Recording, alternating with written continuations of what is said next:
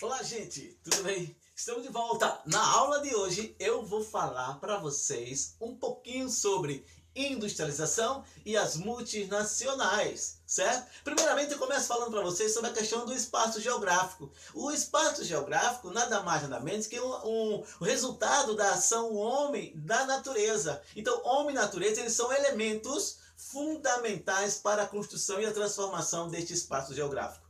Ou seja, ele cria e ele produz, ok? Então, a atividade industrial modifica o espaço geográfico. A indústria moderna nasceu no século XVIII, especificamente a partir do artesanato e da maquinofatura. Beleza, gente? Então aí nós temos a importância da industrialização para o mundo moderno, para onde nós chegamos hoje na atualidade. Ok? Então, essa industrialização, ela se intensificou com o uso da máquina a vapor. E aí você tem a maquinofatura. Observe bem que a produção em massa e padronizada, uma coisa mecânica, a produção em série e em larga escala. Nós vamos dividir a indústria em três. Indústria clássica, planificada e tardia. Certo? Na indústria clássica, nós vamos chamar ela dos países ricos, desenvolvidos, das grandes potências mundiais, que eu vou chamar aqueles países do primeiro mundo, que são Estados Unidos e Japão e alguns países asiáticos.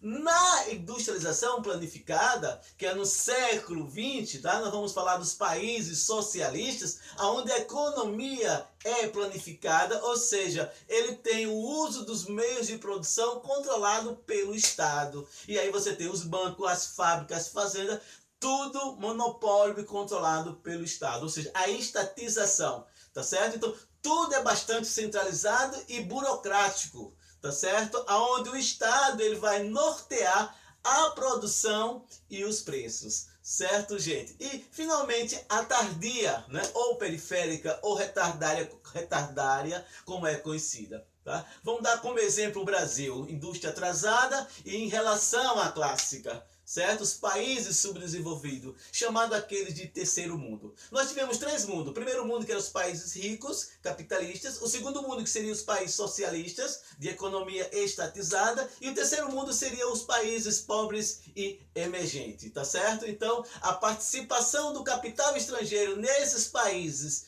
de industrialização tardia é muito mais presente, ok? E aí nós tivemos as três revoluções ou quatro revoluções industriais, certo? Na primeira revolução industrial a gente vai ter a máquina a vapor, marcante, presente. Na segunda revolução industrial, a gente tem a indústria, a técnica mais complexa, né? Máquinas e motores, tá certo? Mais sofisticados, mais modernos, mais avançados. E aí a gente vai dar destaque na segunda revolução industrial aos Estados Unidos. Tá certo? Na terceira revolução industrial, que ela é técnico-informacional e científica, né? A partir dos anos 90, a gente tem aí os Estados Unidos, né? Com a informática, a telecomunicação. Você vai encontrar o Japão com a robótica e a microeletrônica. A Alemanha aí destaque com a biotecnologia, com a química fina, certo? Então, a indústria altamente sofisticada nessa terceira revolução industrial.